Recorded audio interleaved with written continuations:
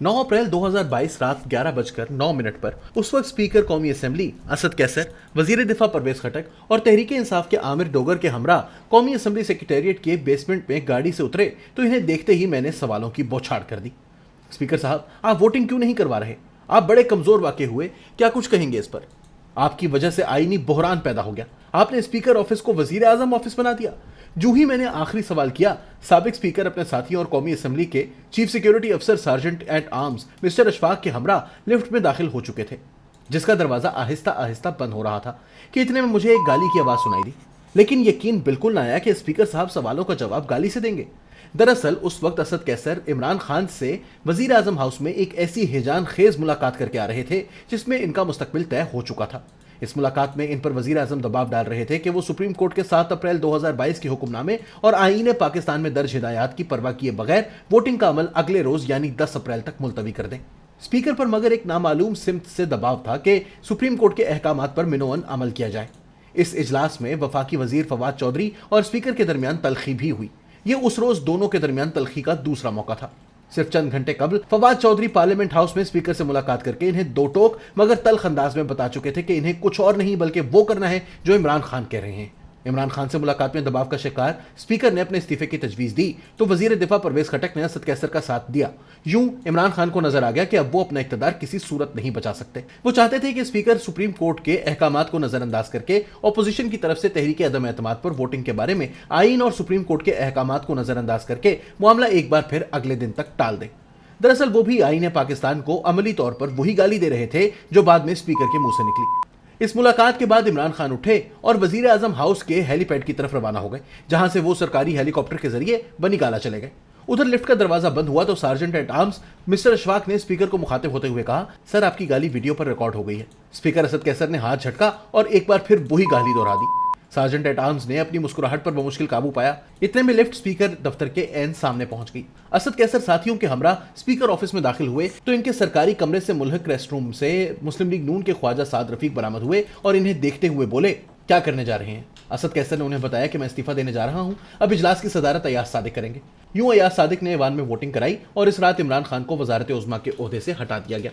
हकीकत यह है कि इमरान खान को इन्हीं कुव्वतों ने इक्तदार से बेदखल किया जिनकी उंगली पकड़कर वो इक्तदार में आए थे, मगर इन्हें इक्तदार से निकालने का मंजरनामा तैयार करने वालों के गुमान तक में नहीं था कि इमरान खान अपना इक्तदार बचाने के लिए इतना आगे निकल जाएंगे कि आईन और कानून को भी रोंद डालेंगे। इस लाइलमी पर एक अहम शख्सियत ने किसी को डांट भी पिलाई। जनवरी के महीने में मियां शहबाज शरीफ को बताया गया था कि इमरान खान 28 फरवरी तक इस्तीफा दे देंगे। ऐसा मगर ना हुआ तो 8 मार्च को अपोजिशन जमातों ने तहरीक अदम एतमाद जमा करवा दी। फिर बिल तरतीब 14 और 16 मार्च की तारीखें भी दी गई। आखिर में बताया गया कि ओआईसी के इजलास के बाद इमरान खान की तरफ से इस्तीफा भी आ जाएगा, मगर इस्तीफा ना आना था ना आया। 27 मार्च को इस्लामाबाद में जब इमरान खान ने जलसे से खिताब में अमरीकी साजिश के जरिए खुद को इक्तदार से हटाए जाने का दावा किया तो अवामी रद्द-ए-अमल देखकर इन्हें निकालने वाले खुद डावाडोल हो गए। फिर एक इजलास हुआ और चंद पर्दा नशीनों की वजह से इमरान खान को बचाने के अमल से दूर रहने के फैसले पर मुस्तकिल मिजाजी का मुजाहिरा करने पर इत्तफाक किया गया। वैसे ये सब भी हमारी जमहूरियत के लिए स्पीकर की तरफ से दी गई इसी गाली के मुतरादिफ है। इमरान खान का इक्तदार बचाने के लिए उस वक्त डिप्टी स्पीकर कौमी असेंबली कासिम सूरी ने भी आईन और कानून को 3 अप्रैल की रूलिंग के जरिए गाली दी थी।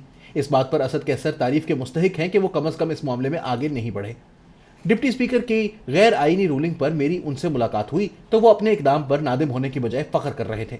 यह अलग बात है कि सुप्रीम कोर्ट ने 7 अप्रैल 2022 को अपने हुक्मनामे में इनकी रूलिंग को गैर आईनी करार दे दिया। यूं इमरान खान की तरफ से 3 अप्रैल को ही असेंबलियां तहलील करने का हुक्म भी रद्दी की टोकरी में चला गया। 9 अप्रैल की रात इमरान खान उन 22 बदकिस्मत वज़राए आज़म की फहरिस्त में शामिल हो गए जो 1973 के आइन में दर्ज 5 साला मुद्दत पूरी नहीं कर सके। दरअसल पाकिस्तान में वजीर आजम और सियासी जमातों को इक्तदार से बेदखल किया जाता रहता है क्योंकि यहाँ मुस्तकिल तौर पर मुक्तदरा ही फैसला साजी के अमल में नुमाया रही है। अलमिया तो यह है कि इमरान खान इक्तदार से बरतरफी के बाद इन किरदारों के नाम लेने की हिम्मत भी नहीं कर रहे जिन्होंने इन्हें इक्तदार के पुरआसाइश ऐवानों से वापस सड़कों पर चौराहों पर धकेल दिया है। इमरान खान अपने इक्तदार के कातिलों की बजाय अमेरिका को गाली दे रहे हैं। ये गाली मशहूर भी बहुत हो रही है क्योंकि हमें बचपन से पढ़ाया गया है कि पाकिस्तान में जो वाकयात समझ ना आए वो या तो एजेंसियों की कार्रवाई में होते हैं और ऐसा ना हो तो अमेरिका इसमें जरूर मुलव्वस होता है। अब हमारे यहाँ एजेंसियों का नाम लेने पर कोई तैयार नहीं, लिहाजा अमेरिका को गाली देकर सियासी दुकान चमकाना आसान है। वही हो रहा है। इमरान खान की इक़्तिदार से फरागत के सिर्फ 4 रोज बाद रिटायर्ड फौजी अफसरों के एक वफ्द ने इनसे बनीगाला में मुलाकात करके इन्हें अपनी हिमायत का यकीन दिलाया।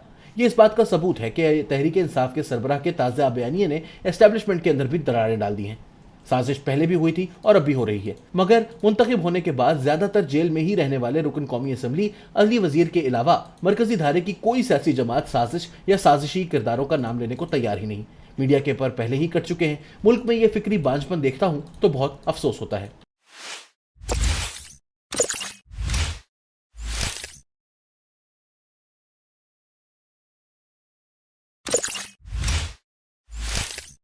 हफ्ता 9 अप्रैल को पूरी कौम सारा दिन टेलीविजन स्क्रीनों से जुड़कर बैठी रही और हुकूमत वक्त पर वक्त गेन करती रही। 8 अप्रैल की रात इतला आई हुकूमत कल अदम एतमाद पर वोटिंग नहीं कराएगी। ये लोग लंबी लंबी तकरीरें करेंगे, ऑपोजिशन को इश्तियाल दिलाएंगे और फिर इजलास अगले दिन के लिए मुलतवी कर देंगे। ये लोग सूरत हाल को चंद दिन मजीद इसी तरह खींचेंगे। मैंने ये इतलात मिलने के बाद वजीर आजम के एक मुआविन खुसूसी से रब्ता किया। वो हंसकर बोले, वजीर आजम को यकीन है पहाड़ों से कुमक आएगी और बाजी पलट जाएगी। मेरे पास भी हंसने के सिवा कोई ऑप्शन नहीं था। बेशक इज्जत और जिल्लत अल्लाह ताला के हाथ में है और अल्लाह ने यह फैसला कर लिया था कि इमरान खान इज्जत के साथ इक़्तिदार से रुखसत नहीं होगा। बहरहाल 9 अप्रैल का दिन शुरू हुआ। इजलास बार बार मुलतवी होता रहा। हुकूमत धुआंधार तकरीरें करती रही। अपोजिशन पूरे इत्मीनान से ये रत्बो या सब सुनती रही और कौम बेजारी के आलम में टेलीविजन स्क्रीनें देखती रही। यह सिलसिला 8 बजे तक चलता रहा। फिर अचानक खबर आई वजीर आजम ने काबीना की इमरजेंसी मीटिंग बुला ली है। खबर आने की देर थी, पूरी मीडिया इंडस्ट्री में सनसनी फैल गई और सहाफ़ी सीट बेल्ट बांधकर कप्तान के आखिरी सरप्राइज का इंतजार करने लगे। हमारा ख्याल था ये वो नोटिफिकेशन जारी कर देगा जिसको कार्ड बनाकर हुकूमत अब तक खेलती रही है। वजीर आजम ने इसी दौरान अपनी पसंद के सहाफ़ियों को पीएम हाउस बुला लिया। ये दूसरी सनसनीखेज खबर थी। बहरहाल 9:30 बजे काबीना का मुख्तसर इजलास हुआ और वज़रा की अक्सरियत कौमी असम्बली और अपने घरों को वापस लौट गई। मीडिया पर्सन्स वज़ीर आज़म हाउस पहुंचे तो इन्हें वज़ीर आज़म के रिहायशी इलाके के पिछले लॉन में लेकर जाया गया। शाह महमूद कुरैशी, शफकत महमूद, अली जैदी, फवाद चौधरी और फ़रूख हबीब भी वहाँ मौजूद थे। इमरान खान और शाह महमूद कुरैशी कुर्सियों से दूर खड़े सरगोशियों में बात कर रहे थे। सरगोशियाँ ख़त्म हुई तो वज़ीर आज़म कुर्सियों की तरफ आए और सहाफ़ियों से बातचीत शुरू कर दी। इमरान खान हस्बे मामूल फुल स्पिरिट में थे। हमने अमेरिका के ख़त को पार्शली डी क्लासीफाई कर दिया है। सहाफ़ियों ने पूछा, इसका क्या फ़ायदा होगा? वज़ीर आज़म ने जवाब दिया, हम ये ख़त चेयरमैन सेनेट, स्पीकर कौमी असम्बली और चीफ जस्टिस ऑफ पाकिस्तान को भिजवा रहे हैं ताकि ये रिकॉर्ड का हिस्सा बन जाए और मुस्तकबिल में कोई इसे टेम्पर ना कर सके। सहाफ़ियों ने पूछा, आप अब करना क्या चाहते हैं? वज़ीर आज़म का जवाब था, सुप्रीम कोर्ट ने इजलास बुलाने का हुक्म दिया था, हमने इजलास बुला लिया। स्पीकर अब इजलास मनसूख नहीं कर सकता, लेकिन ये इसे अडजर्न यानी मुलतवी कर सकता है। ये सोशल मीडिया का ज़माना है। मैंने इतवार की रात एहतजाज की कॉल दे दी है। हमें आवाम की तरफ से शानदार रिस्पॉन्स मिल रहा है। कल रात जब पूरा मुल्क बाहर निकलेगा तो सूरत हाल बदल जाएगी। एक सहाफ़ी ने कहा, सुप्रीम कोर्ट ने आपकी नज़र-ए-सानी दरख्वास्त कबूल नहीं की, आपके पास अब कोई कानूनी ऑप्शन नहीं बचा। वज़ीर आज़म ने हैरत से पूछा, क्या सुप्रीम कोर्ट हमारी नज़र-ए-सानी दरख्वास्त नहीं सुन रही? सहाफ़ियों को महसूस हुआ वज़ीर आज़म को इस खबर से बेखबर रखा गया था, लिहाजा वज़ीर आज़म समेत तमाम वज़रा मुतमईन और खुश दिखाई दे रहे थे। सिर्फ शाह महमूद कुरैशी और शफकत महमूद मुतफक्कर थे। ये दोनों आने वाले दिनों की सख्तियों से वाकिफ़ थे, जबकि अली जैदी हस्बे मामूल अपने बालों को झटक रहे थे, इनमें हाथ फेर रहे थे और कव्वालों की तरह गर्दन हिला रहे थे। यह हालात और गुफ्तगू सुनकर सहाफ़ियों का मुतफ़िक़ा ख्याल था कि हुकूमत अदम एतमाद पर आज वोटिंग नहीं कराएगी और ये गंद चंद दिन मजीद जारी रहेगा। यूँ महसूस होता था कि गेम अभी इमरान खान के हाथ में है। वज़ीर आज़म बार बार ये भी कह रहे थे कि मैं हार नहीं मानता, मैं आखिरी गेंद तक लड़ूंगा। ये स्पिरिट चलती रही, लेकिन फिर इस सूरत हाल में पहली तब्दीली आई। वज़ीर आज़म के स्टाफ का एक ऑफिसर आया और इसने वज़ीर आज़म से हाउस के अंदर चलने की दरख्वास्त की। इमरान खान ने जवाब दिया, मैं थोड़ी देर में आता हूँ। अफसर चला गया, लेकिन 10-15 मिनट बाद फिर लौट कर आया और वज़ीर आज़म को एक बार फिर पैगाम दिया गया। वज़ीर आज़म उठ गए और सहाफ़ियों से खड़े खड़े चंद बातें की और फिर अंदर चले गए। वज़रा भी इनके साथ हाउस के अंदर आ गए। वज़ीर आज़म इस दौरान अपने ऑफिस में थे, जबकि वज़रा कॉरिडोर्स में चहलकदमी कर रहे थे और एक दूसरे के साथ गपशप कर रहे थे। मीडिया पर्सन्स में से एक सहाफ़ी 10:30 बजे बीपर देकर वज़ीर आज़म हाउस के अंदर गया तो इसने देखा कि तमाम वज़रा गायब हैं और वज़ीर आज़म हाउस भाएं भाएं कर रहा है। वो मुख्तलिफ कमरों में गया, 2-3 कॉरिडोर्स का चक्कर लगाया गया, लेकिन कहकहे लगाने और एक दूसरे के हाथ पर हाथ मारने वाले तमाम लोग गायब हो चुके थे। वो घबरा गया और वज़ीर आज़म हाउस से बाहर आ गया। ताहम इसने इस दौरान परवेज़ खटक और स्पीकर असद कैसर को पीएम हाउस की बिल्डिंग में दाखिल होते देखा। मीडिया पर्सन्स वापस आए तो सूरत हाल यकसर बदल चुकी थी। सुप्रीम कोर्ट और इस्लामाबाद हाई कोर्ट खुल चुकी थी। रेड जोन में कमांडोज तैनात थे। जेल की गाड़ी और एम्बुलेंस भी आ चुकी थी और टेलीविजन स्क्रीनें भी शोले उगल रही थी। ये लोग परेशान हो गए। क्यों? क्योंकि वज़ीर आज़म आध घंटा पहले तक फुल स्पिरिट में थे और किसी किस्म की तब्दीली का कोई अंदेशा नहीं था, जबकि बाहर की सूरत हाल बिल्कुल मुख्तलिफ थी। चनाचे ये अपने साथियों को समझाने लगे, आप क्या बेवकूफ़ी कर रहे हैं, आज रात वोटिंग नहीं होगी। वज़ीर आज़म अब भी गेंद हाथ में लिए स्टेडियम में खड़ा है, तज्जियाकार भी परेशान हो गए क्योंकि सुप्रीम कोर्ट और हाई कोर्ट का खुलना, रेड अलर्ट, जेल की गाड़ी और एम्बुलेंसेज मुख्तलिफ कहानी सुना रही थी और वजीर आजम से मिलकर आने वाले नई सूरत हाल का दावा कर रहे थे। बहरहाल किस्सा मुख्तसर 11:15 से 11:30 बजे के दरमियान असद कैसर और परवेज खटक परेशानी के आलम में कौमी असम्बली पहुंचे और मुल्क के दबंग और बेखौफ रिपोर्टर एजाज अली सैयद को गाली देकर चैम्बर में चले गए। लेकिन असद कैसर के असम्बली पहुंचने से पहले इनके इस्तीफे की खबर आ चुकी थी। ये खबर मीडिया को किसने दी, ये ताहाल पता नहीं चल सका। किस्सा मजीद मुख्तसर, असद कैसर ने इस्तीफा दिया, चेयर अयाज सादिक के हवाले की और फिर ऐवान ने 40 मिनट में वजीर आजम को साबिक वजीर आजम डिक्लेयर कर दिया। यूं मुल्क का मुश्किल तरीन दौर खत्म हो गया। लेकिन यह दौर जाते जाते ये सवाल पीछे छोड़ गया कि रात 10:30 बजे क्या हुआ था। बीबीसी उर्दू के रिपोर्टर आसिफ फारूकी ने दावा किया कि रात 10 बजे हेलीकॉप्टर पर 2 अफसर आए और इसके बाद सूरत हाल बदल गई। यह खबर भी आई कि वजीर आजम ने रात 10:30 बजे आखिरी बॉल खेलने से इनकार कर दिया और असद कैसर ने वहीं बैठे बैठे मुस्ताफी होने और चेयर अयाज सादिक के हवाले करने का फैसला कर लिया। ISPR ने बीबीसी की खबर की तरदीद कर दी, लिहाजा ये वजह नहीं हो सकती। यह अफवाह भी गर्दिश करती रही कि परवेज खटक ने सेक्रेटरी डिफेंस को समरी तैयार करने का हुक्म दिया था और वो समरी समेत गायब हो गया था। लेकिन यह खबर भी बादअज़ां गलत निकली। यह अफवाह भी गर्दिश करती रही कि वजीर आजम आखिरी सरप्राइज देने के लिए परतोल रहे थे, लेकिन फिर इन्हें बताया गया कि इस्लामाबाद हाईकोर्ट खुल चुकी है, आपका ऑर्डर फौरी तौर पर मनसूख भी हो जाएगा और आप और आपके साथियों के खिलाफ आर्टिकल 6 का इतलाक भी हो जाएगा। लेकिन यह खबर भी गलत थी और यह इतला भी आई कि वजीर आजम हाउस में हेलीकॉप्टर आए भी थे और ये वापस भी गए थे। लेकिन बाद अज़ा पता चला कि यह वजीर आजम का हेलीकॉप्टर था और यह शायद वापस बनिगाला गया था। और यह इतला भी आई कि वजीर आजम ने एक सीनियर अफसर को वजीर आजम हाउस बुलाया था, लेकिन वो नहीं आए और यूं बाजी पलट गई। ये तमाम इतलात गलत थीं। लेकिन इसके बावजूद ये सवाल अपनी जगह कायम है कि वो वजीर आजम जो 10 बजे तक मजीद 3-4 दिन इजलास चलाने, अमरीकी खत पर बहस कराने और आखिरी गेंद तक खेलने का दावा कर रहा था, वो 10:30 बजे 180 डिग्री पर कैसे मुड़ गया। इमरान खान को जानने वाले जानते हैं, ये चीज़ों को छुपाने की सलाहियत नहीं रखते। लिहाजा अगर इन्हें यह मालूम होता कि 1 घंटे के बाद असद कैसर मुस्ताफ़ी हो जाएंगे और अयाज सादिक तहरीक अदम एतमाद पर वोटिंग करा देंगे, तो वो ये सच सहाफ़ियों से ना छुपा सकते। आप खुद सोचिए, जो शख्स सुप्रीम कोर्ट में नजर सानी की दरख्वास्त कबूल ना होने पर चौंक गया था या कौम से खिताब के दौरान अमेरिका का नाम नहीं छुपा सका था, वो असद कैसर के इस्तीफे की खबर कैसे पोशीदा रख सकता था। चनाचे इनकी परेशानी इनके चेहरे पर आ जाती। लेकिन ये लॉन से वजीर आजम हाउस के अंदर जाने तक मुतमईन थे। मगर फिर आध घंटे के बाद सूरत हाल ही अक्सर बदल गई। वफाकी वज़रा गायब हो गए और असद कैसर और परवेज खटक परेशानी में कौमी असम्बली पहुंच गए, जबकि वजीर आजम शायद बनीगाला चले गए। 10:30 बजे आखिर हुआ क्या था, कोई नहीं जानता। शायद मुवक्किलात वजीर आजम को साथ ले गए हों और जाते जाते सब कुछ बदल गए हों। मुझे बहरहाल ये मुवक्किलात की कारस्तानी लगती है। इमरान खान आखिरी वक्त में कौमी असम्बली जाना चाहते थे और फ्लोर पर खड़े होकर तकरीर भी करना चाहते थे, लेकिन मुवक्किलात ने इन्हें इससे भी रोक दिया। लिहाजा मुवक्किलात जिंदाबाद।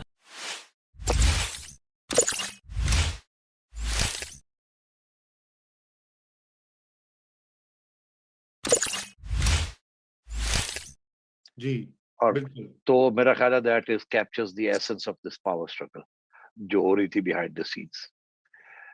अगर इमरान खान का अपना मसला होता तो why would he target the army chief?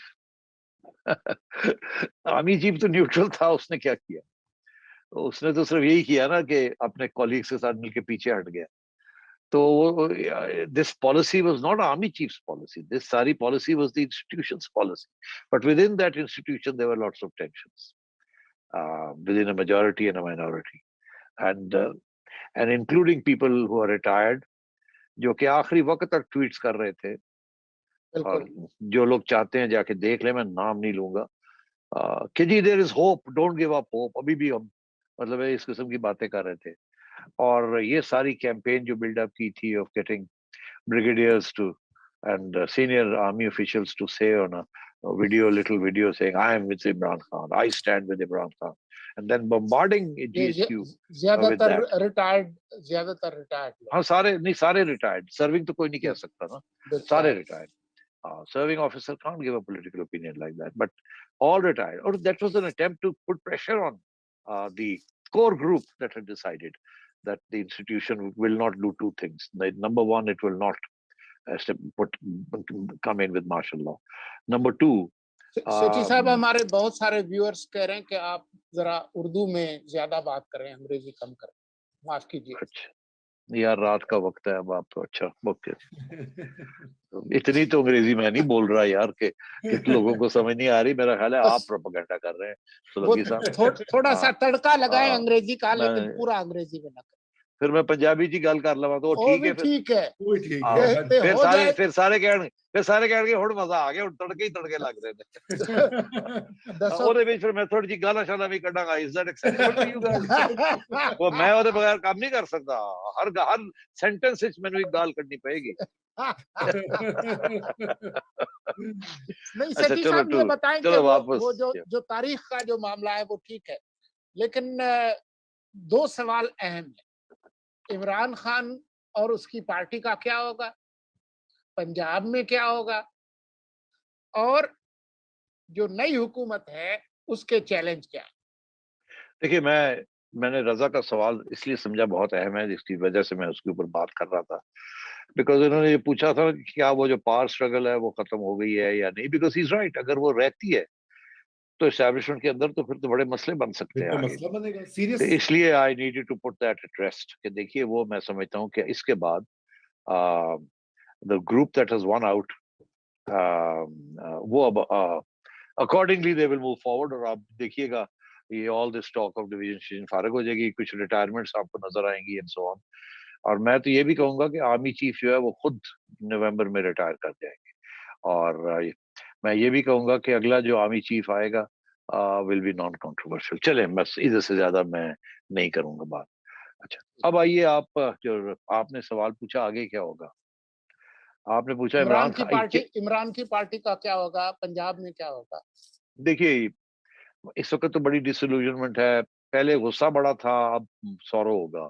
और कुछ लोग तो सोचों में पड़ जाएंगे कि यार, इस जैसे आपने पूछा इसका फ्यूचर क्या है। देखिए, कोई भी सियासी जमात इस किस्म के सिचुएशन से गुजरी हो जिसके साथ आखिर में उनका जो टक्कर थी वो एस्टेब्लिशमेंट के साथ हो गई थी, तो वो फिर कुछ अरसे के लिए वो जमात जो है ना, उसके प्रोस्पेक्ट्स, उसके चांसेस जो है ना, वो खास अच्छे नहीं होते। और ये तारीख में आपने देख ही लिया है कि जब एक हुकूमत को निकाला जाता था तो अगली इलेक्शन में किसी सूरत में वो हुकूमत के लिए वोट नहीं पड़ता था, या वो आने नहीं दिया जाता था, या वोट नहीं पड़ता था, या दूसरों के लिए सहूलतें हो जाती थी।